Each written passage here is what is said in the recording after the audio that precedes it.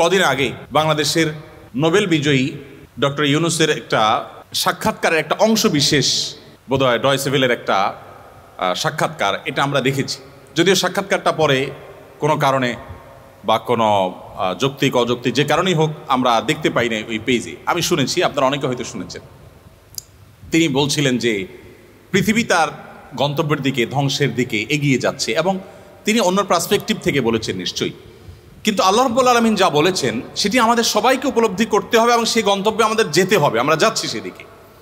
পৃথিবী যখন তার গন্তব্যের দিকে বা সৃষ্টি জগৎ যখন তার গন্তব্যের দিকে এগিয়ে যায়, তখন যত বেশি এগিয়ে যাবে ঈমান মানুষের জন্য ধরে রাখা তত কঠিন হবে। আমরা সেরকম একটা সময় পার করছি। আমাদের বাপদাদারা যারা ছিলেন তাদের ঈমানের যে অবস্থা ছিল, তাদের মধ্যে সততা যে পরিমাণে ছিল, আমাদের মধ্যে সে পরিমাণ নিশ্চয়ই নাই। আমাদের পরের জেনারেশন যারা আসবে তাদের মধ্যে ঈমান ধরে রাখাটা আরও টাফ হবে, তাদের পরে যারা আসবে তাদের জন্য আরও টাফ হবে। এভাবে সহিহ মুসলিম বর্ণিত হাদিসে নবী সাল্লাল্লাহু আলাইহি ওয়াসাল্লাম বলেছেন, লা তাকুমুস সাআহ হাত্তা ইউকাল ফিল আরদি আল্লাহ আল্লাহ। অর্থাৎ পৃথিবী ততক্ষণ পর্যন্ত ধ্বংস হবে না, মহাপ্রলয় হয়ে সৃষ্টি জগৎ ততক্ষণ পর্যন্ত শেষ হয়ে যাবে না, যতক্ষণ পর্যন্ত একজন মানুষও আল্লাহ বলার মতো থাকবে। আপনারা সবাই জানেন আমরা পৃথিবীর মানুষ আস্তে আস্তে পৃথিবীর পরিণতির দিকে এগিয়ে যাচ্ছি। পৃথিবীর একটা পরিণতি আছে, আমরা জানি তো সবাই না? পৃথিবীর যে পরিণতি আছে সেই পরিণতির কথা কোরআনে আল্লাহ রাব্বুল আলামিন বারবার বলেছেন। এবং আপনি একটা জিনিস খেয়াল করবেন, কোরআনের যে 30 পারা আছে, এই 30টা ভাগ পাঠ, এর মধ্যে একেবারে শেষ পাঠ যেটা 30 নম্বর পারা, এই পাঠ এবং এর আগের যে আপনার ভার্সগুলো, সূরাগুলো আপনি লক্ষ্য রাখবেন যে এইগুলোতে কিয়ামত সম্পর্কে অনেক বেশি আলোকপাত হয়েছে, যেগুলো কোরআনের শুরুতে নেই। কোরআনের শুরুতে আপনি দেখবেন মানব জাতির সৃষ্টির ইতিহাস, সূচনা কিভাবে হয়েছে। আপনি দেখবেন সেখানে নারীদের অধিকার নিয়ে সূরাতুন নিসাতে বিশদ আলোচনা। সেখানে দেখবেন আপনি যে মানুষের পারস্পরিক এবং সামাজিক যে অধিকারগুলো আছে সেগুলোর আলোচনা। এবং প্রসঙ্গত এটাও বলে রাখি, গোটা কোরআন জুড়ে ইবাদত নিয়ে যত আলোচনা হয়েছে এর চাইতে অনেক বেশি খুলে খুলে আল্লাহ তাআলা মানুষের অধিকার নিয়ে আলোচনা করেছেন। আমাদের মুসলমানদের তো প্রাউড করা উচিত, আমি তো সেই ধর্মের অনুসারী যে ধর্মে অপূর্ণতা বলতে কিছু নেই। আমাকে মানবাধিকার শিখার জন্য জাতিসংঘের দ্বারস্থ না হলেও চলবে। কোরআন আমাকে যে মানবাধিকার শিখিয়েছে, আমি যদি সেটাকে ধারণ করতে পারি আমি পৃথিবীর সেরা মানুষ হয়ে যাব। আপনারা নিশ্চয়ই অনেকে শুনেছেন আমাদের প্রিয় নবী সাল্লাল্লাহু আলাইহি সাল্লাম, তিনি মানুষের অধিকারের অনেকগুলো ক্ষুদ্রাতি ক্ষুদ্র যে বিভাগ আছে, ডিপার্টমেন্ট আছে, সেগুলো নিয়ে অনেক কথা তিনি বলেছেন। অমুসলিমদের অধিকার নিয়ে কথা বলেছেন। এমনকি রণাঙ্গনে যুদ্ধে রত আপনাকে হত্যা করতে উদ্যত হয়েছে, আপনাকে হত্যা করবার জন্য অস্ত্র ব্যবহার করেছে, এই লোকটাকে হত্যা করে আপনার নিজের জীবনকে রক্ষা করতে হবে আত্মরক্ষার প্রয়োজনে। সেখানে পর্যন্ত প্রিয় নবী সাল্লাল্লাহু আলাইহি সাল্লাম বলেছেন, ফাইদা কাতালতুম ফাহসিনুল কিতলা। কারণ মৃত্যুদণ্ড ঘোষিত হয়েছে, নবী সাল্লাল্লাহু আলাইহি সাল্লাম তার ব্যাপারেও বলেছেন যে এই ব্যক্তিকে যদি বিচারিকভাবে মৃত্যুদণ্ড দিতেও হয় তবুও তুমি তার প্রতিও ইহসান এবং সদাচরণ প্রদর্শন করো। তুমি যখন কোনো পশুকে জবে করে খেতে হবে, আল্লাহ তাআলা তাকে সৃষ্টি করেছে তোমার খাওয়ার জন্য খাদ্য হিসাবে, তুমি খাবে, বাট সেক্ষেত্রেও তুমি ইহসান এবং তার প্রতি তোমার সাধ্যের যতটুকু আছে ততটুকু অনুগ্রহ তুমি প্রদর্শন করবে।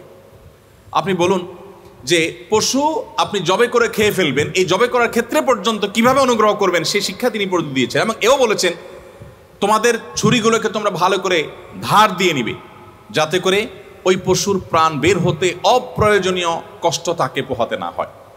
মানে এত পুঙ্খানুপুঙ্খ বিষয়, একটা প্রাণী তার প্রাণ বের হয়ে যাবে, তাকে জবে করে আপনি খেয়ে ফেলবেন, তাকে পর্যন্ত জবে করার আগেও যাতে অপ্রয়োজনে কষ্ট না দেন সেদিকটা নবী সাল্লাল্লাহু আলাইহি সাল্লাম আপনাকে লক্ষ্য রাখতে বলেছেন। আপনি নিশ্চয় জেনে থাকবেন প্রিয় নবী সাল্লাল্লাহু আলাইহি সাল্লাম অপ্রয়োজনে যে বৃক্ষ নিধন হয়ে থাকে, আমরা গাছপালা কেটে থাকি, এ সম্পর্কে তার কঠোর সতর্কবার্তা আছে। তিনি বলেছেন মরুভূমি এলাকাতে বড়ই গাছ জাতীয়, বিশেষ করে মিডল ইস্টে আমি 10 বছর ছিলাম, আপনারা অনেকে মিডল ইস্টে গিয়েছেন, আপনারা জানেন যে সেখানে মরুভূমিতে সাধারণত গাছপালা হয় না। আজকাল তারা সবুজায়ন করছে নানাভাবে, বাট নর্মালি সেখানে সবুজ গাছপালা বা সবুজ আপনার পরিবেশ সেখানে পাওয়া দুষ্কর। যে গাছগুলো মরুভূমিতে হয়, আপনি যদি মক্কা থেকে মদিনা যান, কখনো ওমরা বা হজ করতে গেলে আপনি লক্ষ্য রাখবেন যে যে গাছগুলো আছে গাছগুলোতে পাতা খুব একটা খুব রুক্ষ এবং কাঁটা বিশিষ্ট বড়ই গাছ জাতীয় গাছ হয় সেখানে। প্রিয় নবী সাল্লাল্লাহু আলাইহি ওয়াসাল্লাম সেই কারণে ওই গাছের কথা মেনশন করে বলছেন, এটা যদি কেউ কাটে, অর্থাৎ প্রয়োজন ছাড়া যদি কেউ কাটে, আল্লাহ সুবহানাহু ওয়া তাআলা জাহান্নামের আগুন তার মাথায় নিক্ষেপ করে তাকে শাস্তি দিবেন।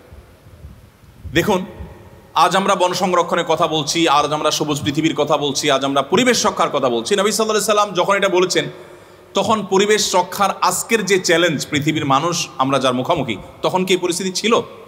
তখন তিনি সেটা বলে গেছেন। আমরা আজকে ঢাকায় বিভিন্ন বিভাগীয় শহরে রাস্তাঘাটে ফুটপাতে দেখি মানুষ রাস্তা দখল করে দোকানপাট করছে, মানুষের চলাচলে ব্যাঘাত সৃষ্টি করছে, বাইকার যার যেখানে চালানো উচিত না তিনি সেখানে বাইক তুলে দিচ্ছেন। আমরা অন্যের অধিকার নষ্ট করছি রাস্তাঘাট দখল করে, তাই না? প্রিয় নবী সাল্লাল্লাহু আলাইহি ওয়াসাল্লাম তিনি বলেছেন, ইয়াকুম আল জুলুস আলা তারিক, খবরদার তোমরা কখনো রাস্তা দখল করে মানুষের চলাচলে ব্যাঘাত সৃষ্টি করবে না। আমি আপনাকে একটু 1400 বছর আগে নিয়ে যেতে চাই, কয়েক সেকেন্ডের জন্য চলুন আমরা 1400 বছর আগে চলে যাই। মক্কা মদিনার 1400 বছর আগের চিত্র ছিল কেমন?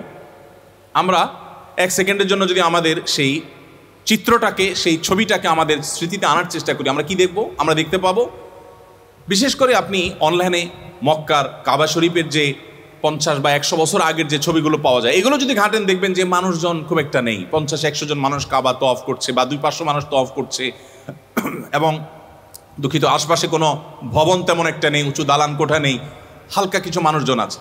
তাহলে এই যদি হয় 100 বছর আগের ছবি, তাহলে 1400 বছর আগে মক্কায় কত কম মানুষ ছিল। আর মরুভূমি এত বিশাল বিস্তীর্ণ এলাকা, সেখানে এরকম পিচ ঢালা রোড তো আর ছিল না। যেটা রোড ছিল সেটা তো বিশাল বড় রোড, ওখানে বসা কেন? ওই রাস্তায় যদি 2-4-10 জন শুয়েও থাকে তাও তো মানুষের চলতে অসুবিধা হবে না। এত স্পিডে গাড়ি তো ছিল না চলার মতো। তাহলে সেই সময়ের বাস্তবতায় রাস্তা যেন দখল না করে, মানুষের চলাচলে ব্যাঘাত সৃষ্টি না করে, এই কথা তো বলার কোনো প্রয়োজন অনুভব হওয়ার কথা নয় তখনকার বাস্তবতায়।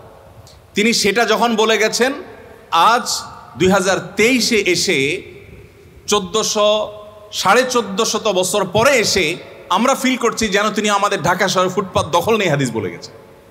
মানে কত বাস্তব এবং কত আপনার জ্বলন্ত এবং কত সেটা চিরন্তন আপনি লক্ষ্য করুন। আপনি মানবাধিকার বা অন্যান্য প্রাণীদের অধিকার নিয়ে যদি বলেন, আপনি অন্য ধর্মের মানুষের অধিকার নিয়ে যদি বলেন, অন্য ধর্মের মানুষ যাদের সাথে মুসলমানদের সহাবস্থান আছে, একটা দেশে শান্তিপূর্ণভাবে বসবাস করছে, কোরআন তাদের সম্পর্কে কি বলেছে? লা ইয়ানহাকুমুল্লাহু আনিল্লাযীনা লাম ইউকাতিলুকুম ফিদ-দীন ওয়া লাম ইখরিজুকুম মিন দিয়ারিকুম আন তাবাররুহুম ওয়া তুকসিতু ইলাইহিম। যে সমস্ত অন্য ধর্মের মানুষেরা তোমাদের উপরে যুদ্ধ চাপিয়ে দেয়নি, সহাবস্থান করছে, তাদের প্রতি সদাচরণ করতে তোমাদের আল্লাহ তোমাদেরকে নিষেধ করেনি না, বরং আল্লাহ তাআলা সদাচরণকারীদেরকে ভালোবাসে। আপনি দেখুন, অন্য ধর্মাবলম্বীদের তাদের জান মালের নিরাপত্তা, তাদের সাথে সুন্দর সহাবস্থানের কথা ইসলাম বলেছে কি বলেনি? সম্মানিত উপস্থিতি, আপনি সেই ইসলামের অনুসারী, যেই ইসলাম এমন কোনো বিষয় নেই যেই বিষয়ে আপনাকে গাইডলাইন করেনি, শুধুমাত্র সেটাকে অনুসরণ করা, অনুকরণ করা আমাদের প্রয়োজন। যেটা আমার আগের আলোচক সম্মানিত ডিরেক্টর মহোদয় তিনিও বলেছেন যে আমরা যদি অনেক কথা শুনি, অনেক কথা বলি এবং তার কিছু যদি আমরা আমলে না আনি, আমাদের প্র্যাকটিসে না আনি, তাহলে কোনো লাভ হবে না। এজন্য আমি শুরুতেই বলেছিলাম যে আমরা আজকের এই প্রোগ্রাম থেকে, আজকের এই অনুষ্ঠান থেকে আমরা কিছু জিনিস নিয়ে যাব, এবং আমি কিন্তু জিজ্ঞেস করব, বরং আমি এখনও জিজ্ঞেস করতে চাই, এরপর ইনশাল্লাহ বাকি আলোচনা আমি করব। আমার একটা অভ্যাস আছে, আপনারা জানেন যে আমি বিভিন্ন মাহফিলে একটা নতুন কালচার চালু, বা আগে থেকে হয়তো কেউ করে থাকতে পারেন, আমার আগে দেখা নেই, আমি চালু করেছি। আমি প্রচুর বই পুস্তক গিফট করি, এবং আমার অফিসে এত পরিমাণ বই কেনা হয় আমার, যে কয়দিন পর পরই খালি হয়ে যায়। গতকালকেও দেখলাম তাক অনেক খালি হয়ে গেছে, আবার কিছু বই দিয়ে পূরণ করলাম। নিজে খুব বেশি পড়তে পারি না, কিন্তু মানুষকে গিফট করতে পছন্দ করি, তো কিছু বই আমি নিয়ে এসেছি। সব জায়গায় আমি যেতে কিছু বই সাথে রাখি। আমরা যেটুকু আলোচনা করলাম, যদিও আমি এখনও ক্যালকুলেশনে আসি না, কিন্তু শেষের দিকে আছে, আমি আর খুব বেশি দীর্ঘায়িত করবো না। এটুকু আলোচনার উপর ভিত্তি করে আমাদের অডিয়েন্সের মধ্যে, আমি স্টুডেন্টদেরকে লক্ষ্য করে বলছি, টিচারদেরকে নয়, নিশ্চয়ই ওনারা আমাদের গাইড করবেন। আমাদের শিক্ষার্থীবৃন্দ যারা আছেন তাদের মধ্য থেকে কেউ কি কোনো সিদ্ধান্ত গ্রহণ করেছেন? এতটুকু আলোচনা শোনার পর আপনার নতুন কোনো সিদ্ধান্ত থাকলে আমরা একটু জানতে চাই, যে আপনি পরবর্তীতে এই প্রোগ্রাম থেকে গিয়ে আপনার নিজের মধ্যে এই জিনিসটা আপনি ধারণ করতে চান নতুন করে সিরিয়াসলি, অথবা এই জিনিসটা আপনি ছাড়তে চান, এরকম কোনো ইস্যু, এরকম কোনো বিষয় যদি কারোর থাকে একটু হাত তুলতে পারেন। জি, ওদিকে এক ভাই হাত তুলেছেন।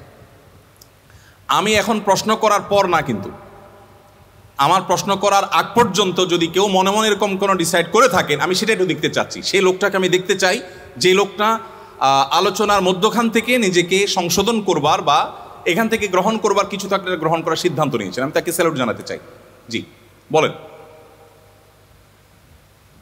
আসসালামু আলাইকুম। আমি সিদ্ধান্ত নিয়েছি ওয়ালাইকুম হক আসসালাম। নষ্ট করব না। যতটুকু পারি আর কি এটা কি আপনি একটু ব্যাখ্যা করে বলতে পারেন আমাদেরকে কি ধরনের? যেমন মানে আমি যখন বলবো যে আমি অন্যের হক নষ্ট করব না, তাহলে তো নিশ্চয়ই আমার স্মৃতিতে একটা চিত্র থাকবে যে আমি কি ধরনের সম্ভাব্য হক নষ্ট করতে পারি বা যেটা থেকে আমি বেঁচে থাকার চেষ্টা করব। কত কথা থেকে লাউডলি কথা বলবো না। আচ্ছা, মাশাআল্লাহ, বুঝতে পেরেছি, ধন্যবাদ। ওনাকে কোন একজন ভলান্টিয়ার ভাই, আর আমরা সময় নষ্ট করব না, আপনাকে এখানে ডেকে এনে সময় লাগবে। আমার লেখা ছোট্ট একটা বই, রাসূলুল্লাহ সাল্লাল্লাহু আলাইহি ওয়াসাল্লামের সকাল সন্ধ্যার দোয়া ও জিকির, এই বইটা ওনাকে একটু পৌঁছে দেন। আলহামদুলিল্লাহ, ধন্যবাদ আপনাকে। নিশ্চয়ই আরও অনেক ভাইরা আছেন, কিন্তু আমি সময় খুব নেব না। আরও কিছু বই আছে, সেগুলো অন্য প্রশ্নোত্তরের মাধ্যমে আমরা দেবো ইনশাআল্লাহ বিদিনিল্লাহ। ভাই যে কথাটি বললেন, নিশ্চয়ই তিনি ওই যে জাপানিজদের যে কালচারের কথা আমরা বলেছি, এটা শুনে তিনি সিদ্ধান্ত নিয়েছেন। খুব ভালো যে আমি জোরে কথা বলবো না। আমি শুরুতে যে কথাটি বলেছিলাম, সত্যি জাপান থেকে ফেরার পর আমি আমার স্ত্রীর সাথেও জোরে কথা বলার সময় কেন জানি আমার একটু বাধ্য, যে আমি দেখেছি যে সেখানে তারা কারোর সাথে কথা বলতে হলে এত আস্তে আস্তে বলছে যে আশপাশে কোনো মানুষের কোনো ডিস্টার্ব না হয়। তো প্র্যাকটিস দেখে মানুষ শিখে। এক বাংলাদেশি আমাকে বলছেন টোকিওতে, বললেন হুজুর বিশ্বাস করবেন, আমরা বাংলাদেশের মানুষ একটু হাতটু চল চাতুরি চালা, আমরা যেটাকে ভদ্র ভাষা বলে একটু চালাক না হলে কি আর চলা যায়? এই চালাকের বিভিন্ন ব্যাখ্যা আছে, আমি সেদিকে যাচ্ছি না।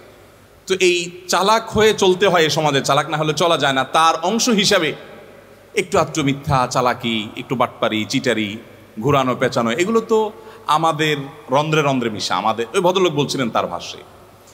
তিনি বললেন যে ভাই, আমি দীর্ঘদিন টোকিওতে থাকার পর বিশ্বাস করবেন, এখন আপনি যদি আমাকে একটা মিথ্যা শিখিয়ে দেন আর বলেন এটা আপনি বলেন, আমি আপনার শেখানো মিথ্যাটা বলতে আমার কয়েকবার আমি বেঁধে যাব, অর্থাৎ আমার মুখ দিয়ে মিথ্যা আসবে না। আমি একটা চিটার যদি আপনি বলেন প্ল্যান ওয়াইজ করতে, আমার জন্য করতে কষ্ট হবে। আমি তখন অবাক হয়ে গেলাম যে আল্লাহ রাব্বুল আলামিন যেটা কোরআনে বলেছেন, ইয়া আইয়ুহাল্লাযীনা আমানুত্তাকুল্লাহ ওয়া কুনু মা'আস সাদিকিন, হে ঈমানদারগণ তোমরা তাকওয়া অবলম্বন করো এবং সাদিকদের সাথে থাকো। তার মানে আপনি যদি ভালো হতে চান, ভালো পরিবেশ আপনাকে অবশ্যই গ্রহণ করতে হবে। ভালো সোসাইটিতে গেলে আপনার মধ্যে খুব দ্রুততার সাথে সে ভালো বিষয়গুলো চলে আসবে। পরিবেশ মানুষকে এত বেশি প্রভাবিত করে। যাই হোক, সেজন্য আমরা ভালো পরিবেশের মধ্যে থাকবো ইনশাআল্লাহ। ভাই নিশ্চয়ই সেই দুঃখিত, উনি সেই পরিবেশের যে বিবরণ, সেই বিবরণ শুনে তিনি প্রভাবিত হয়েছেন। আল্লাহ তাআলা আমাদের সবাইকে ভালো কথাগুলো সব জায়গা থেকে গ্রহণ করে করে আমাদের জীবনকে পরিবর্তন করার তৌফিক দান করুন।